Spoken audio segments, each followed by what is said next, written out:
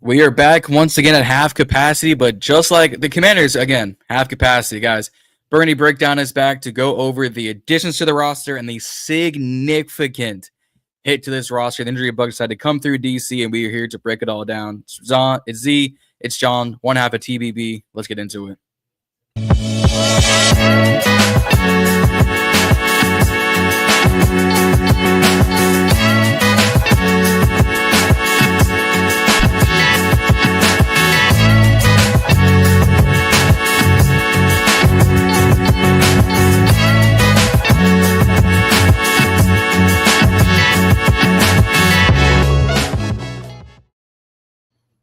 Zee, what's happening? Jon, what it do, bro? How you? Besides both of us being exhausted, I think we're both a little bit heartbroken considering the news these past 72 hours are considered. Yeah, man, the injury, like you mentioned, the injury bug just definitely hit us, and it hit us hard. So we got some, and it ain't just us either. It's like every team, across the league. It's crazy. But with us, I feel like it's been about a good 5 to 6 guys. Just in one game. We got some figuring out to do. It's a lot, you know, personnel pieces we got to put together, but I think we'll be fine. Yeah, we should be fine in the long run. But guys, before we touch into any of that, don't forget to like, share, and subscribe here on the Burgundy Breakdown. Road to 250, road to 500. Currently sitting at 140, so we see y'all each and every time supporting us. Appreciate y'all. And subscribe to our all individual channels at Reedie and Zee, at Juan Gotti Talking Sports, at the Ballin In Burgundy podcast. All of our individual roads, Juan's over 1,000, Reedie and Zee to 2,000, BIB to 1,000. So y'all keep supporting us. We keep supporting y'all, and we'll keep this thing rolling through the season, next offseason, in betwixt and between. But god damn, Thursday Night Football ruined this team. And I don't even mean the performance-wise. I mean, like you said, the personnel-wise. I'm going to start from the least concerning. Guys like Jonathan Jones, Juan's guy and Noah Brown, guys like John Bates and Brandon Coleman, all day to day. And guys like Brown and Bates are long shots for week 3, which when Noah's your number 3 receiver and Bates is your number 6 offensive lineman, that don't bode well for this offensive scheme. 6 offensive linemen is facts. But yeah, bro, like you said, it does not bode well. You know what I mean? Because, you know, and as we get into it, you know, on a serious note with Ekeler and Wise, you know, we send, you know, salutes and prayers up for them.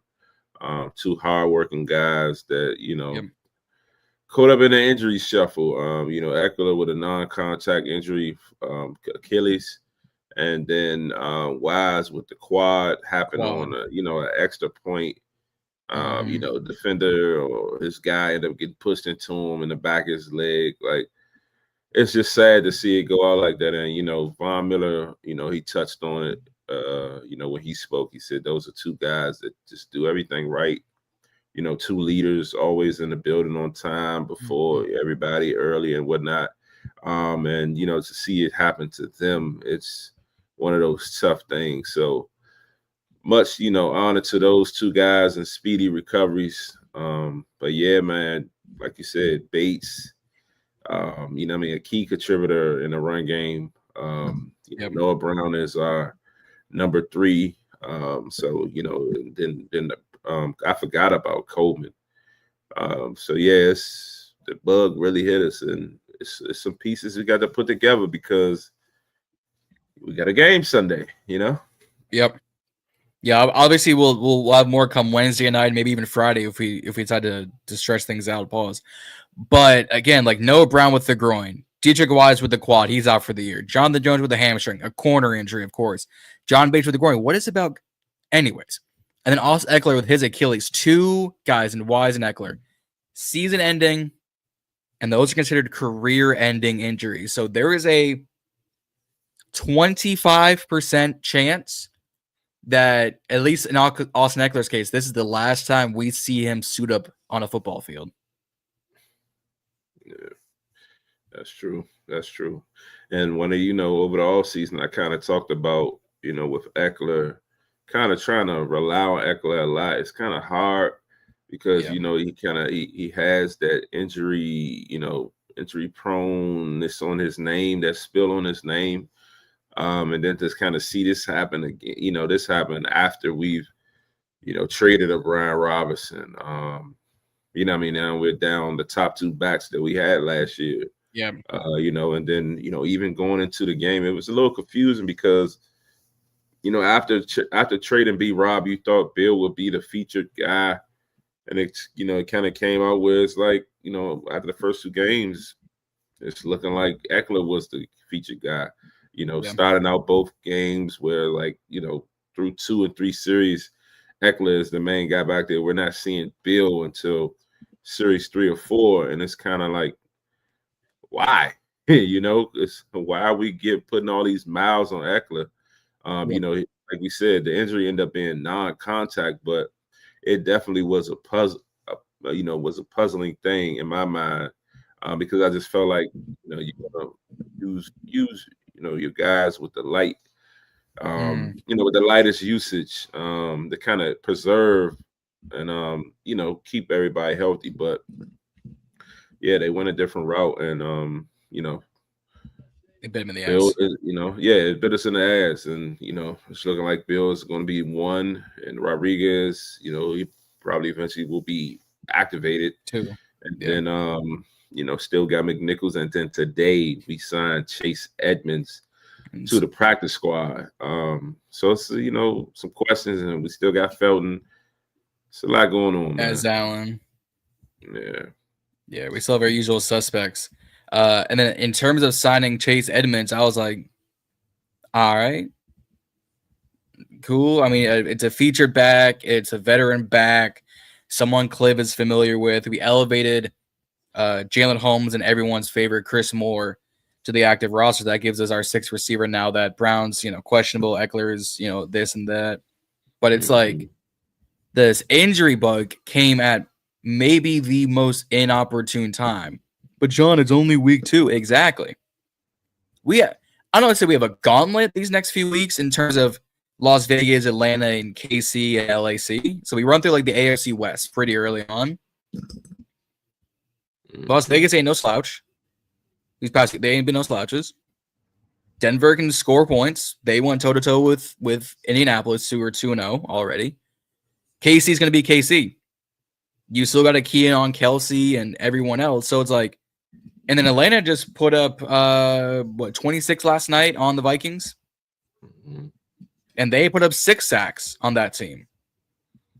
Yeah. Oh, I'm sorry, Max Crosby, Chris Jones, George Karlaftis, the rotation of young talent in Atlanta. Yeah, I'm a little concerned when receivers can't get open, when tight ends, decide to play, 50-50 ball, whether it's Zach Ertz or Ben Sinnott or now John Bates with him being out, Colson Yankoff. Running backs, now it's going to be Bill, Rodriguez, and McNichols.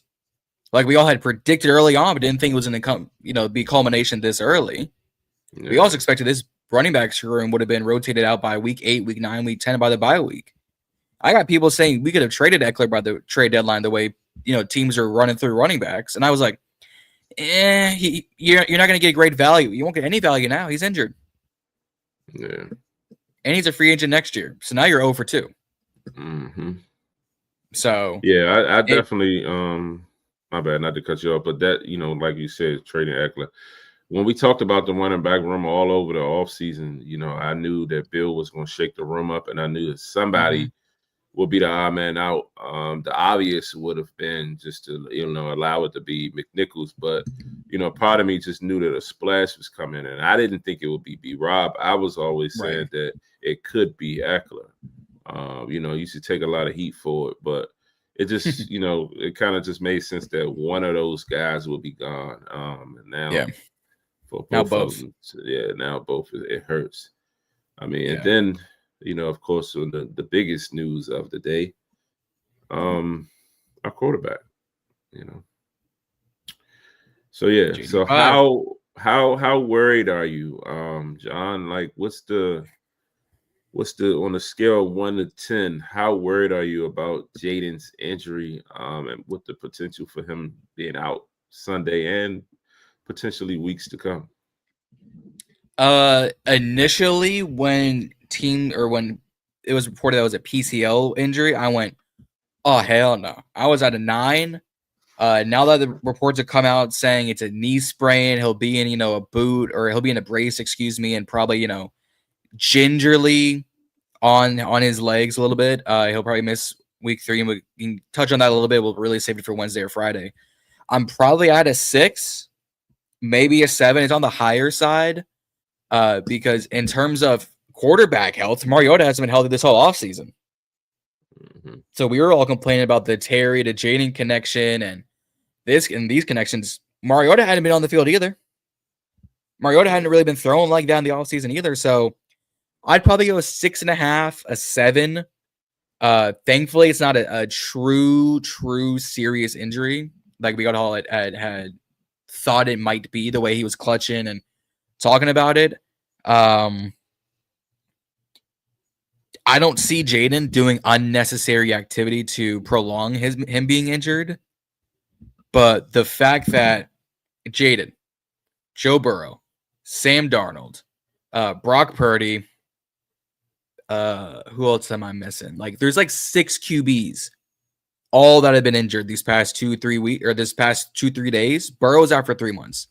Purdy's out for 3 weeks. JJ McCarthy's out for 6 weeks. Like, got dropping like flies. And the Baker got beat up as we're watching this game right now. So I don't know if it's just the Madden gods, the football gods decided to take out all quarterbacks this season, because next week we're getting Carson Wentz versus another backup quarterback. But I'd probably go a 7 to be on the high side. It's probably too high, but 7 feels right. Yeah. I started out around like 30% before they announced it. Now I would say it's probably at like a 50%, 60%, only because I feel like, all right, I don't think it's. I know this staff. They do a lot of precaution. You know what I mean? I remember last year with the whole rib injury, they kind of kept it under wraps. And Mariota ended up starting that game, and then they were talking about how Jayden may have been practicing in the bubble and whatnot. So I think they're going to take real good care of him. I just think that he should sit this week. Yes, I agree with allowing Mariota to come out and see what he can do. Last year when he filled in, he did well. He led this offense to a game-winning touchdown against Dallas. Terry McLaurin with the record-breaking, touchdown. What was that? His 13th of the season last year. And that was a game where Jayden kind of came in and was struggling a little bit, and Mariota, finished that game from like the second quarter on, and got us the victory. So I'm confident in what Mariota can do, but as you mentioned, just how healthy or hopefully with his lack of reps during training camp, hopefully that doesn't play a toll on it, because again he was missing for weeks. And they was calling it an illness or whatnot. I forget what injury was. You remember what injury? What was it? It was like a leg injury or something like that. Probably his leg. That sounds about right. I can look it up real quick. It was some injury that they said they came out the end and said he was battling. So we'll see how that pans out. But I just feel like that. I feel like he can get us through at least 1 week, and we can kind of reevaluate it. But Dan. It was Achilles tendonitis. Okay, Achilles tendonitis. Okay, that's what it was. So Dan Quinn kind of spoke earlier about everything, and he pretty much said that with Jayden, it's going to be a day-to-day thing. He had an MRI on Friday. He's already started the return to play process. Man, he's going to be evaluated on strength, confidence, change of direction, speed, before playing. So they want to make sure that he's, 100%, which I think is a great idea, because I don't want to, like I was listening to a clip earlier from Linnell. I don't want a 70-80% Jayden out there. If Jayden can't be mobile and be himself and run around, then I don't want him out there. I want Jayden to be 110% before he steps on that field, because when he's able to do what he can do, it's best for us. Leave throwing a brace on him and making him kind of stay in the pocket, I don't think that's going to be a great idea. But pretty much with Jayden also is one of the key things is protecting him from himself, because he'll easily say he's all right and just hop up and try to play. So we got to stay on top of that. And then the final decision is going to come Friday of what route we take. So and looking at recapping Dan Quinn's presser, what's some of the things that kind of stood out to you the most? I kind of got to go back and kind of re-listen to or rewatch it, because I was doing like 3 other assignments. But I think the fact that he not only mentioned, Brown and Jonathan Jones and John Bates, but Jayden Daniels was all day-to-day, gives a little more, I guess, credence to the fact that I think we should sit him. Brown's been up and down this whole offseason. Jonathan Jones is a rotational corner, so I'm not too worried. I think I agree with you that I don't see them doing the old Dan Snyder, rush him back to health and watch him, rush like RG3 rush to play in that playoff game against Seattle. But I think if there was a time to sit Jayden, to start Mariota, maybe you sign back Jeff Driscoll, because I don't think he's been signed to a squad yet. Or if he has, I just don't remember. I think they need to sit him this week. Might be even the following week. You might need to give him 2 weeks. That would suck for us, because that's technically your biggest playmaker is Jayden Daniels, where he's throwing or running. But I really got to go back and listen to Dan's presser, like truly hone in on it. But I don't see Dan or AP or the company rushing him. I see them more of like, no, Jayden, you say you're at 50% today. We see you more as a 32%. We got to get you a few more days. And as much, I'm saying this as, a fan looking on the outside, watching the tape, listening to the interviews. We all know Jayden wants to play. What player doesn't? I think Terry's done that a few times. The few times that he was injured, he was like, "Coach, I'm 100%," and Coach was like, "All right, go out there." And then next play you saw, he was like, "Nah, that ain't it." As much as Jayden probably wants to play through this, the fact that it's his knee, well, knee connects to the shin bone, which connects to the ankle, which connects to the foot. Your mobility is gone. Ask Mariota, ask Dak, ask Tom, ask Russell, ask Rodgers, ask the company, ask the slew quarterback who got injured. He might need a little bit of a break. And I think this is the time you have to do it. Yeah, I agree. Just take things slow with this, return for him. And again, like, especially if Mariota can go out here and, we pretty much take on the Raiders and with ease. I think, going into Atlanta the following week, that's another game where, Mariota can kind of get through that shit. If it rolls over into LA, hopefully not, because, they're more of a defensively stout team. Harbaugh is known for that. I would hope that he can be back by then, but again, they're saying that it could be. They're saying it's literally day to day. They're saying that I was listening to the radio earlier, and they were saying that it's sometimes with knee injuries, like you mentioned, you can just slap a brace on and keep it moving. They talked about when Brandon Banks was here. He had a slight surgery, scalping or something on his knee, and played the same week. So, your guys around the league have done it. But like I said, Jayden, just take things slow. Just don't rush nothing. No panic. No. I don't think panic is the right word. I think worry. I mean, ironically enough, worry is the right word to use in this situation. Because I think if this was the PCL sprain, a PCL tear, something similar to Joe Burrow, where he needs surgery, now he's out, I would have gone, all right, Mariota, you're gonna get in Mariota, call back Driscoll, maybe got to elevate Josh or Sam to like QB3, keep him there. You just got to keep the gear rolling. You might go 3-3 in these next few weeks. That gets us 4-4, 5-5 these next few weeks.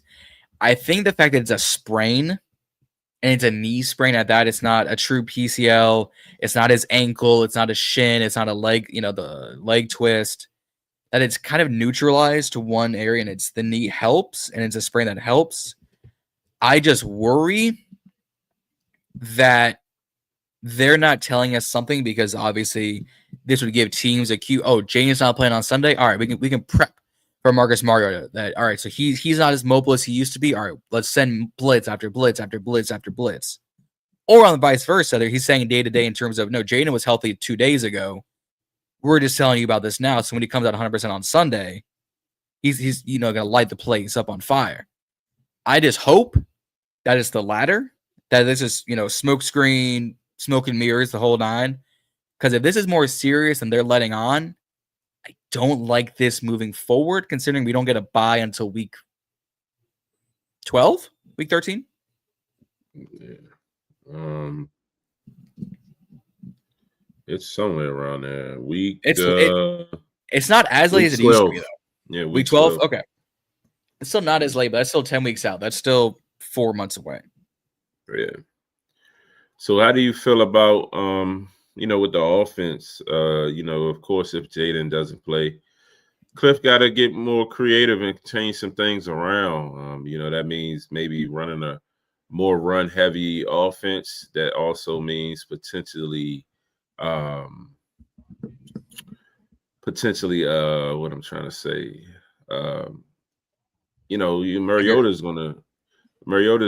He's one thing about Mariota, he's gonna get the ball out of his hands.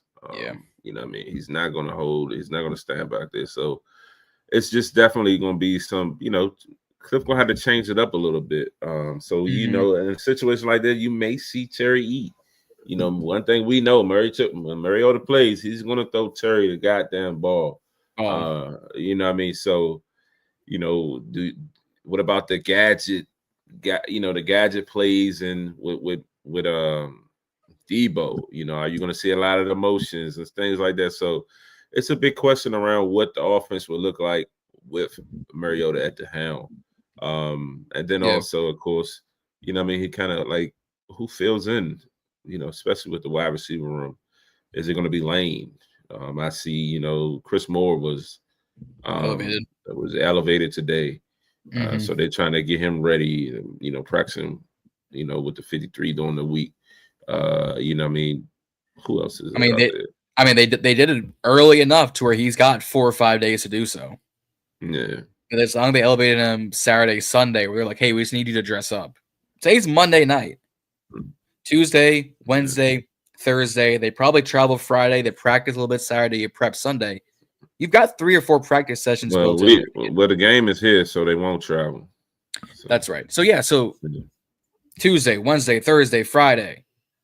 You rest on Saturday, you come back. So four straight days of prep for Mariota, for Bill, for Jeremy, for Chris Rodriguez, for Chris Moore, for Jalen Holmes on the defensive side. I need the offensive line. I don't know if it was scheme. I said this on my reaction for TBB on Friday. I don't know if it was scheme or just pure talent or, the bright lights where they turn to Donald Trump and say to turn those lights off kind of thing. But they got exposed. Connerly and Allegretti on that side gave up 4 sacks, 3 sacks by Connerly alone. Is this a game where we see guys like Connerly, like Jayden, just sit out? Like, let them regain their confidence, let them regain their trust. Like, Jayden was already one we all were saying, based on reports, and we'll touch on this way more when we get in, when Reedie and Juan are here. Is this another game where we see Wiley come in at right tackle? We see George Fant get elevated. We see Trent Scott come in rotation. Because I think if you got to protect Mariota, I might go with the more veteran experience of a Scott or a Fant or a Wiley than let Max Crosby eat on JCJ. Yeah. And that's a key point because, when we kind of text about it, before we got on the show, it's been, I feel like I saw 5 or 6 posts suggesting that we start Wiley instead of Connolly Jr. I'm not a big fan of benching him because I feel like, you learn more through the reps, but, it is Max Crosby. You definitely got to have to scheme up to, help him out over there because teams are attacking Connolly Jr. You know what I mean? So I'm not a big fan of it, but if it happens, I understand it. But, it's a lot of talks going around that, we should possibly throw Wiley out there instead. And that, to your point too, that makes sense. Your number one is already banged up.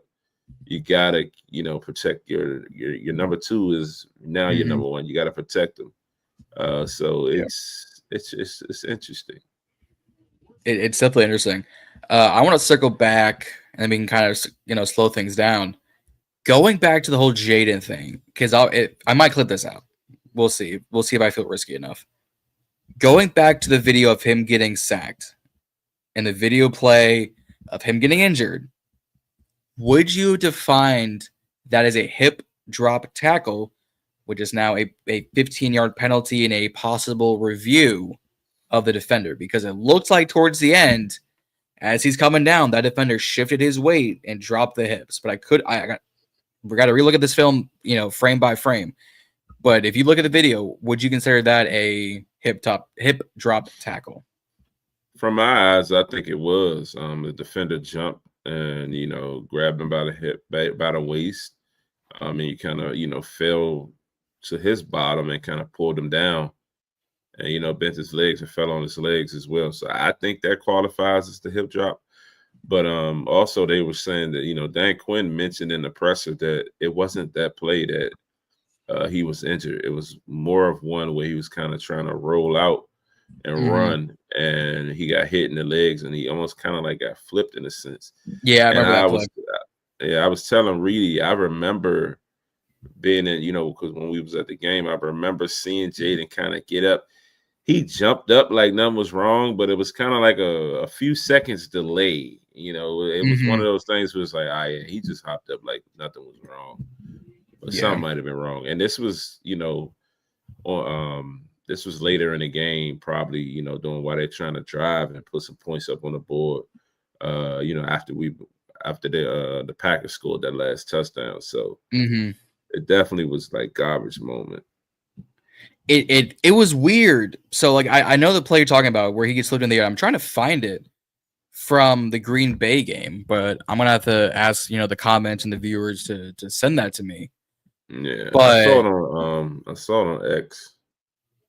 You might have to do some digging for me because I've got the play I'm questioning. I remember him getting flipped. I don't remember him getting up gingerly per se. Yeah, it was like a split second. You had to like see it in motion to kind of get it because again he hopped up so damn fast like nothing was wrong. But you can kind of tell based on the hit. It was one of those things like if you get flipped like that, you're not just gonna hop up and act like nothing's fucking wrong with you. No, definitely not. Oh no, I would have looked around and been like, what day is it? Yeah. I would turn into Robin Williams. What year is it? Yeah, I gotta find that. Yeah, if you can find that, send that to me because I might, put that in the clip out. But this is just because like, I'm scrolling through Twitter now. Now I mentioned like I've seen other other videos of like, this look like a hip drop tackle. The one I'm questioning. Yeah, I'm sending. Other people are saying no. So yeah, but it's just like bet.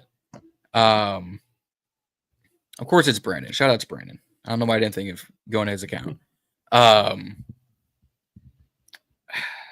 It's just so the timing of it is interesting. Now that obviously playing for injuries you can't account for them, but the fact that Burrow, like I said earlier, Burrow, Jayden, JJ, Brock Purdy. I'm missing 2 other quarterbacks. There's 6 QBs injured. There's running backs injured. Kittle's out for a few weeks. CMC's out. Juwan Jennings was out. Bates. Like, there's so many guys that are just dropping like flies these past 2 weeks. To the point of like, is it worth it to do these big practices, to do these, preseason games a lot? Because there's obviously talks about them doing a 19 or 20 week season in these next few years, which I'm like, you're already risking how many injuries with 18 weeks because you play 17. If you get to 18 games, they're really 19. Now you're asking guys to have a 60-man roster just to account for it. Yeah, no, I feel you. And then this Thursday game is tough, man. Like, it's tough. It's so dangerous. Yeah. It's the worst. Oh yeah, here's the final list. So Joe Burrow's out, and in comes Jake Browning. JJ McCarthy's out. Here comes Carson Wentz. Jayden for Mariota. You've got Justin Fields in the concussion protocols. Here comes Tyrod Taylor. Brock Purdy out. Here comes Mac Jones. So the fact that that's 5 starting QBs already, most, if not all, those teams outside the Jets 3 of those 5 teams are Super Bowl contending teams in terms of us, Burrow, and why did I just blank out on the other one? Anyways, it's the timing of it all is just interesting. And we're not even done with week 2. We've got Monday Night Football on right now, and in an hour, Chargers and Raiders play. So now we've got more football to watch. We're not even done with week 2. Like I'm scrolling through ESPN right now. The amount of injuries on every single team is insane, and these are all relatively from today. Like Travarius Ward, Leatu Latu, Damian Pierce, Raheem Mostert, Jaden Reed, Steve Avila, Jalen Wright, Aaron Jones, JJ McCarthy, Keon White, Gonzo, Chase Young, Justin Fields, Will Shipley, Dallas Goedert, Alex Highsmith, Kalijah Kancey tonight, T'Vondre Sweat, Bates, Dietrich Wise, Daniels, Ekeler. Like, the amount of household name injuries that have been confirmed today is in Dre Greenlaw, Cooper Beebe in Dallas, Shamar Stewart, Joe Burrow, Jalen Johnson out for the year. Carolina just lost like 3 offensive linemen. Kyle Van Noy, Patrick Ricard, Isaiah Likely, AJ Terrell. Like the amount, Will Johnson, the amount of injuries today being confirmed is ridiculous. Shout out Asia because she's in the chat. To the Noah Brown point, reason why he's a long shot, as Dan alluded to and Asia put in the chat, soft tissue injuries. Those are the worst ones outside of a broken bone, because it's harder to come back from soft tissue than anything. So, do they put Noah Brown on IR? Is that something we look into? Well, I'll tell you one thing. I don't think so, but I'll tell you one thing. If they do that, then, I've been saying all fucking year, we need the receivers. And, Reedie and Juan hounded me about Noah being the guy. And I talked about how Noah always hurt. You know what I mean? The same thing I was saying about Ekeler. And then, after Noah, we don't really have, it's Jalen Lane, but after that, it's Luke. Chris Moore. Chris Moore. Like, I don't know. Dude, they can always elevate Jacoby Jones or Ja'Cory Brooks, but then it's again more rookies. more young guys. There's not a big. It's Terry, it's Debo, it'd be Jalen Lane. I'm trying to look. I'm trying to look here in the dark for a receiver worth looking for, and it's getting a little dim in this wide receiver free agent market. I can't find a damn solid three. Reedie was asking what was your flashlight earlier. Man, I'm fucking looking. I can't find a receiver 3 anywhere in this damn receiver free agent market. Golly. Telling you. You're going to have to pull a trade out of ass. Something. Everyone's been, Justin and BIB, Asia put it on in the chat. They're saying go get Cheetah. I'm in the very small minority, but John, you're white, because I do not want Tyreek Hill in DC. Shitting me. You tripping. So that's fine. I do not need I do not need NFL Nick Cannon in DC. I do not need Don't care. Baby mama maker Tyreek Hill. He can come to DC and have as many babies as he fucking wants. As long as he's performing on that field, don't care. He already has SA allegations and domestic violence allegations in Miami. I don't need those dragging to DC because those will be elevated on Capitol Hill. Don't need them. And here's the problem: even if we could trade for Tyreek Hill, what are you going to give up? A first or a third? That's all the ammo we have. Well, I think at this point, it's definitely not going to be a first. They're not getting a first for Reek. That ship has sailed. But I think in the sense of, maybe a third or something like that. But it don't have to be this year. It can, we're seeing 2027 picks get traded. 2028 picks got traded too, which is insane. It was a trade. It was a trade recently.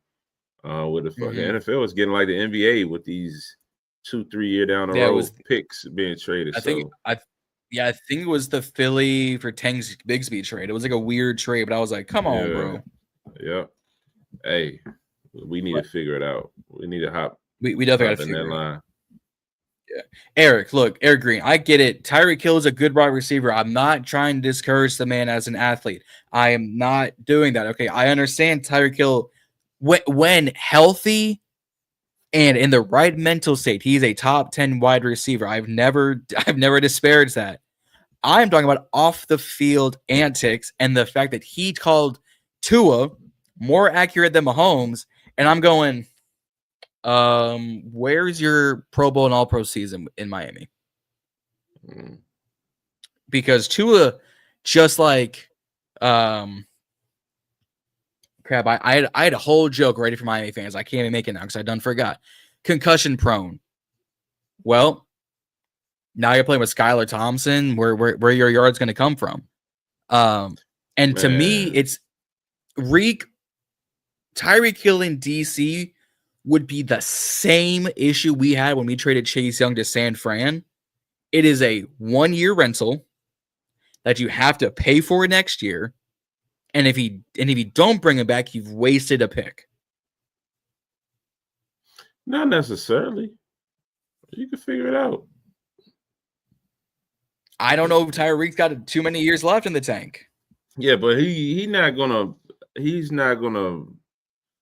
I don't think that number's gonna come down. You know what I mean? The contract he's on, that's just gonna.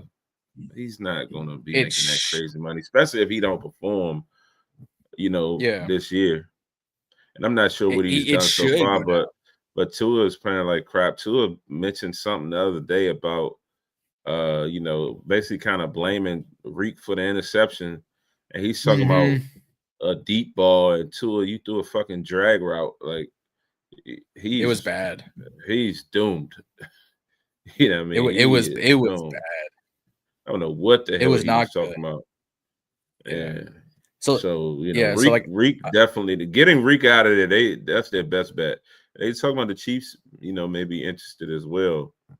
So I can see if Reek goes back to KC, because I'm looking at his numbers right now. First year Miami 1,707, second year 1,813. Already your first 2 great years. Last year 959 and 6. This year in 2 games you have 10 receptions for 149 and nothing. Your longest 47 But then KC 1,000, 800, 12, 12. Go back to KC.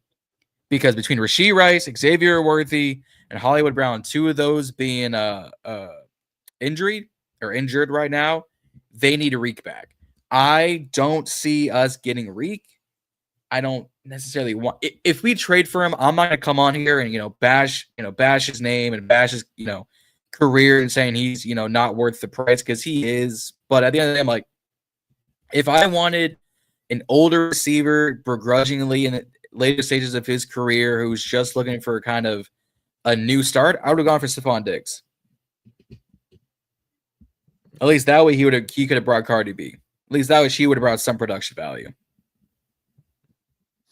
Yeah. I don't need a locker room full of 18 baby mamas for 12 kids. I don't know, John. I don't care. Fuck it. You want a practice squad full of mini Tyreek kills. I don't care. Sign me up. We need weapons. We need somebody that can be a deep threat. I always said, who outside of Terry, who can run the fly? We have no one on this fucking roster outside of Terry who can run the fly. Jalen Lane is still to be determined.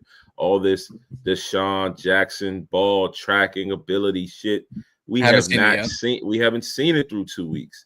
What I mean? Even in Green Bay, like that third, it was third and short, or at the end of the game, the fourth down. You're making a play. Why the fuck are you throwing it to Jalen Lane?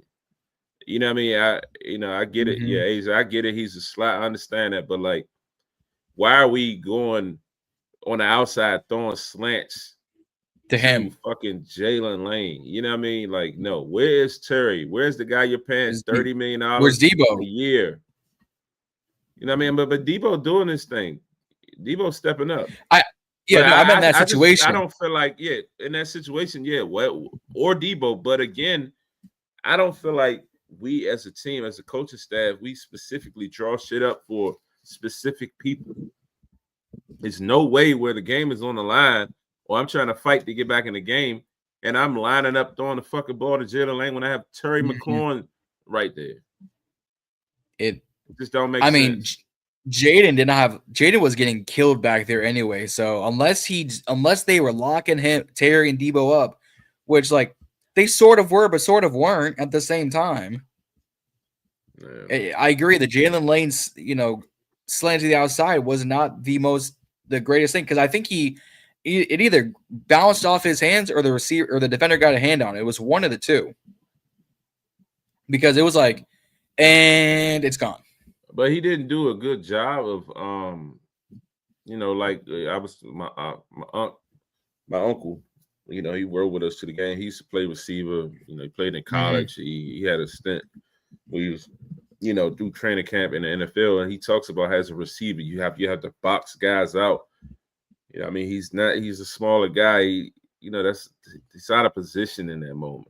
Yep. Even on a play with Noah Brown, where he ran a certain route, who a bigger frame guy, he should be able to box these guys out. He getting a pass thrown to him and the guy coming behind him, knocking him out, or jumping around him and knocking the ball out. Like, dude, come back to the ball. Yeah. Box these guys out. So, and then that play on the sideline, I kept my mouth shut, but boy, I wanted to light Reedie ass up with Noah Brown early in the game. Jayden threw the fucking perfect ball on the sideline, ball in your hands, and the defender just comes in and knocks it out. Like, dude, what are you doing? Like, you got to catch that. I would lit him up. That car ride would have been diabolical work. Yeah, and I mean, again, they this is the shit I was saying. Even last year, he had drops. I mean, yeah, he can get you a little bit here and there, but he's not a fucking weapon to me. He's not a weapon. No, Noah Brown is a great DPI magnet. At least last year he was. They've had like 3 misses this year. It does not have the strongest hands. To her point right up there, Malik Neighbors is really good at using his body. Malik Neighbors is also really good at using his hands. Yeah. If you throw an over-the-shoulder fade to Malik Neighbors, I'd go 6 out of 10. He's catching that. You see the touchdown Nick Collins just fucking caught earlier in the game. Mm-hmm. Like, beautiful. Yeah. Yeah. So it's like I'm like we can talk about this more Nico with Collins.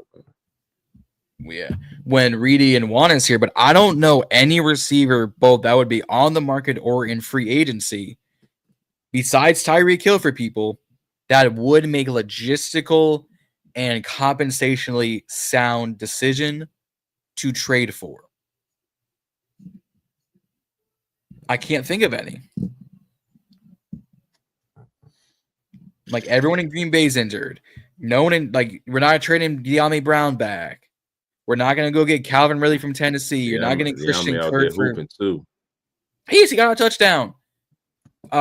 Tinsley's on the active roster for Cincinnati. No one in the NFC South would be on the market. Vikings just traded for Adam Thielen. Like, there's no one really that is the odd man out in most of these rosters. I like, dog, we gotta get him out of, like, Reek's the only one, and even then, it's like, is the problem worth the capital you're giving up? Yeah, I think any trade that we do, it ain't gonna be nothing crazy. So you have to try to catch somebody in a tough situation, or kind of push down the depth chart, So yeah. But shit, this is why I would have signed a guy like Diggs, or somebody. Gabe Davis, he's a Bill now. Yeah. Mari Cooper retired. Godwin's still injured, but he signed that 3-year deal. I mean, you got the list includes Deontay Johnson, Odell Beckham, Robert Woods, Nelson Aguilar, Tyler Boyd, Michael Gallup, who we just let walk, DJ Chark, Donovan Peoples-Jones, Marquez Callaway, Pascal, KJ Osborne, Kadarius Toney, Devin Thumpkins, the only Mikey one. Strachan, the only KJ one. Hamler, St. Brown's brother. Hey, Equanimity St. Brown. Yeah. The only one I could see us somewhat realistically going after, yes, I'm holding the mic like a moron. Only one I could see us somewhat going after, and Reedie, I don't know if it's you or Reedie who'd be happy about this, is DJ Chark. The only one I can see. Yeah, it's a Reedie guy. That's what I figured. I was going to say him, but I don't want to misquote. The only nice tackle. The only one I could see us maybe going after is DJ Chark, because Kadarius Toney is on his way out the league into a rep career, going to fail like AB. Donovan Peoples-Jones is cool for a rotational guy. Equanimous St. Brown is just a journeyman at this rate. We've already let Michael Gallup walk. He's hopping his way back to the retirement home. Like, none, again, outside of Chark, gonna be the only one. Eric saying, could we get Waddle? Not. I think Waddle signed a decent little contract to Miami like 2 years ago. So he's still tied to that organization for at least another 2 years. I think they're gonna move Hill before they move Waddle. Yeah. I can see them moving Tua before they move Waddle. Like, Tua should have retired by now with his concussions, but I mean, props to him, I guess. But I don't know on my phone. But I don't see a receiver that would be worth the capital to give up, the contract to give up, or anything right now. Yeah. Because we're both dozing off into this Tampa Bay game. I'm seeing Sterling Shepard's name pop up as their 3. I'm like, if Godwin comes back, do we go after Double S? But I'm like, no, because they're using him as a rotation piece perfectly in Tampa Bay. They got all the receivers in Tampa Bay. Yeah. What is it? McMillan? Oh, what is it? McMillan? What is it? It's Mike Evans, Chris Godwin, and Mickey Egbuka, Sterling Shepard, Jalen McMillan, Scotty Miller, Tez Johnson. They had Trey Palmer. He's now a Saint. All these fucking wide receivers. We ain't got and all of them are good too. I mean, what we got? They're all good too. Terry, Debo, and the guys. Yeah. So I don't see a receiver worth going after. Yeah, we'll see how it pans out. It's gonna be interesting. But to kind of round us out, Jayden is probably gonna be out this week, if not next week. Noah Brown's gonna be out, I'd say at least 2 weeks. Bates is probably out 2 weeks. Ekeler and Wise are obviously gone for the year. Jonathan Jones is probably out a week. I think that's everyone. It was hamstring for Jones, hammy. If his hamstring. Hammy, yeah, them hammies linger. Yeah, it's not going to be fun for our team. I could see Las Vegas being a much harder team to fight against, because I'm not trying to underestimate that team, but if this is truly the Mariota show, and our defense looks the way they looked, it's going to be a long day.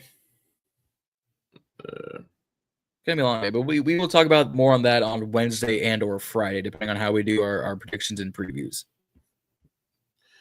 Yep. So if you guys haven't already, please like, share, subscribe. The Burgundy Breakdown. We're on a pace to try to get to 1,000. Also, make sure you sub up Reedie and Zee, sub up Ballin In Burgundy podcast, sub up Juan Gotti Talking Sports. We got a lot more shows and whatnot coming your way. So stay tapped in with us. Also, follow the Instagram, the X account, the Burgundy Breakdown on, all the sites that you see the scroll, like, share, subscribe. But yeah, check us out.